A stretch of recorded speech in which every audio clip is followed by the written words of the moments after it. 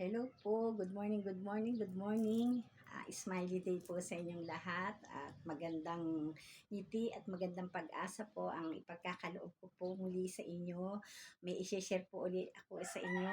Mag-review po tayo pero bago ko po umpisahan, nais ko po muna magpasalamat sa ating dakilang lumikha dahil Diyos po ang nagpapagaling kaya dapat pasalamatan po natin. Balik-aral po tayo, reviewin po natin yung tungkol po sa ating 12 cranial nerve na kinapapalooban nga po ng iskal na nabanggit na i-discuss ko na po nung nakaraan na isa po siya sa parte ng ating buto o ang tinatawag po nating iskal o bungo. Meron po tayong 12 cranial nerve dyan magmula po dito sa ibabaw ng ating noo hanggang sa dulo po ng ating batok. Yan po yung pinakaibabaw po na ating batok. At yun nga po, yung pong 12 na yun ay kinapapalooban po ng olfactory. Ito po ay ang ating ilong o pang-amoy. Yung pong ating optic, ito po ay ating vision o yung pong ating pagtingin. At yun naman pong oculomotor dito po sa ibabaw po ng kilay. Yan po ay eye movement. Dito po yun sa pupillary constriction at lens accommodation din po. Yan, damay-damay po dyan. Tapos po, Makati. Meron din po tayong cranial nerve 4 po, yung pong trochlear. Galaw din po yon ng ating mga mata. At ito po ay meron po kasi tayong tinatawag na sensory at motor. Pero mamaya ko na po discussion. Tapusin po muna natin yung 12 cranial nerve. Yun nga pong cranial nerve number 4 ay yung trochlear o yun din po ay ang ating eye movement. Cranial nerve 5 po, yung pong trigeminal nerve at ito po yung ating facial sensation, yung pong sa ating pandama din po at ito po ay nakapaloob din po sa ating motor na tinatawag kasi meron nga po siyang sensory at motor at yun nga pong sa motor ay yung pong tinatawag na somatosensation. Medyo malalim na po kasi yung iba. Yung pong mga pinupulot ko po o mga inaaral ay yung pong pwede ko lamang pong i-connect sa aking pagte-therapy dahil alam ko pong mapapakinabangan po nating lahat ng mga terapista yung pong aking mga inaaral. Yun na nga po yung tinatawag na trigeminal nerve. At yun naman pong cranial nerve number 6 ay yung pong abducens. At yun nga po ay sa motor or eye movement din po. Ang dami pong eye movement, Puro po kasi siya nasa ulo. Puro po malawak po ang nasasaklawan, nasasakupan po ng ating mga mata. At yun nga po, yung facial nerve, ito po ay meron nga po kasi tayong tinatawag na sensory, motor, or both. Pag po kasi yung both, yung parehas po yung function niya na pwede po siyang pandama at pwede din po siya sa signal ng ating brain. Yan. Yun nga po, yung pong nakapaloob po dito sa facial nerve ay yung pong sa sensory po ay yung pong taste of anterior two-third of tongue.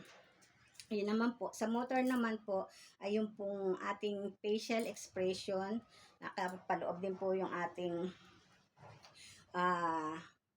nasa na po ba ako? Nasa facial nerve po tayo. Dito po yun sa bumbunan. At yun nga po yung nakapaloob po sa facial nerve ay yung pong ating facial expression, lacrimal. Dito po yung lacrimal sa daanan ng luha. Tapos po yung salivation, yung pong sa ating pong paglunok o yung pong sa ating laway dito. Tama po ba? Pasensya na po, no? Kasi nga po, ang nais ko lamang pong maiparating ay yung pong mga ang inaaral ko po ay tungkol lamang po sa makukunik ko po sa pagte-therapy. Iniintindi ko po yung origin, insertion, function, at movement po ng ating katawan. Yan po kaya sa mga doktor po, sorry po, hindi ko po iniintindi naman lahat.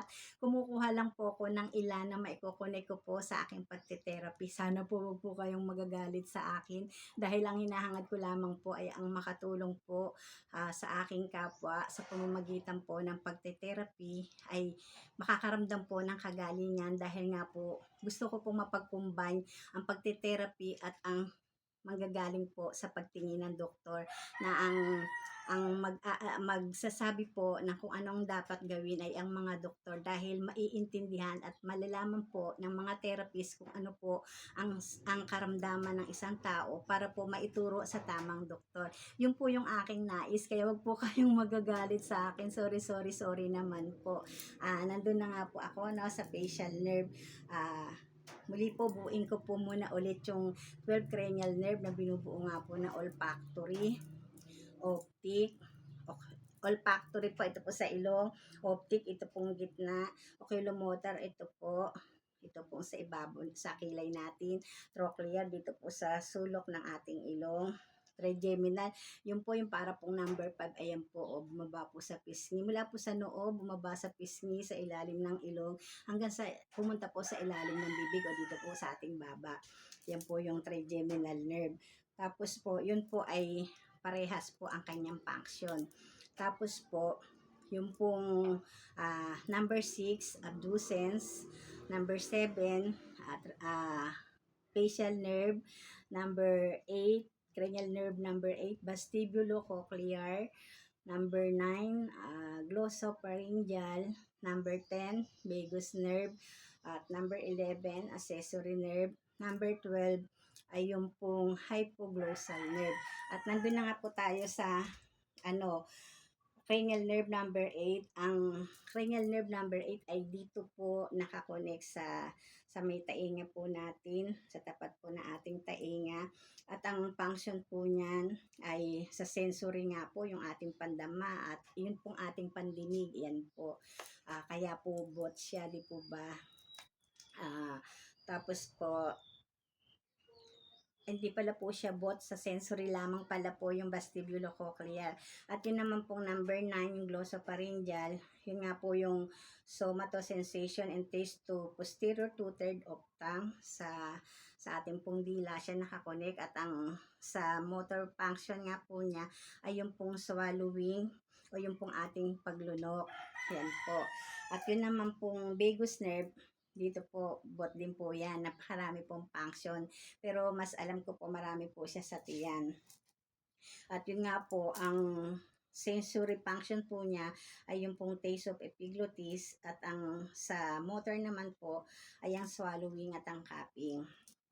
Kaya, di po ba pag inuubo po tayo, madalas po dito po tayo sa dibdib at sa likod din po, tapatan po. Yan po yung ating mga cupping po sa massage. Tapos nga po, yun naman pong cranial nerve 11, yung pong accessory nerve, shoulder shrugging naman po, saka head turning. Kaya yung pong mga may stiff neck, yung pong minsan po yung mga sign po na may stroke ka, di po ba may shoulder shrugging, parang lumaliglag po ba yung balikat natin na ganyan, parang wala po siyang laban, Tapos po, yun nga po, yung pag naman po meron ka pong tawag dito, yung pong stiff neck na tinatawag, hindi ka po makalingon, o may lingon ka pong kasama na po yung balikat mo pag lumingon ka pong ganyan, di po ba, gumaganyan ka po, at naninigas nga po yung ating liig. Yan po, doon nga po siya na kakonect sa cranial nerve 11, kasi po brachial plexus na po to, pero dito po siya tapat sa ating sa cervical po, dito po tayo sa shoulder dyan, sa cranial nerve 7 po siya. Sa po, tawag dito. Basta't pasunod na po yun, Tapos po, nakakataranta rin pala po ang mag-vlog. Nakakawala din po sa, tawag dito, sa focus. Tapos yun nga pong cranial nerve 12, ay yun po yung hypoglossal. Yun naman po yung sa mga ginagawa ko po sa mga kliyente ko po na hirap magsalita o yung po mga nai-stroke. Diyan ko lang po tinitrigger sa cranial nerve 12. Sa pool po yung occipital natin. Yun nga po, para po makapagsalita. Diyan ko lang po sila tinitrigger. Paano po? Pasensya na po kayo kung marami pa pong mali. Kaya sabi ko nga po sa inyo, sabay-sabay po nating aralin at intindihin ang tungkol po sa galaw ng ating katawan. Kung saan man po pumapasok na ugat kung saan man po pumapasok na butas ng buto ang ating pong mga ugat or litid, yun po yung ating kailangan pong alamin yung insertion, origin, function, at movement po ng ating katawan. Sana po, kung marami man po akong mali, ay maitatama ko rin po yan sa tamang panahon. Sa ngayon po ay iniintindi at inaaral ko po, kaya isinasabay ko po kayo para po matutunan po natin ng sabay-sabay ang tungkol sa 12 cranial nerve. Paano po? Sa muli, nagpapakilala ang eksperyensyadang terapista Lilet Constantino. I love you all. God bless us all. Bye-bye.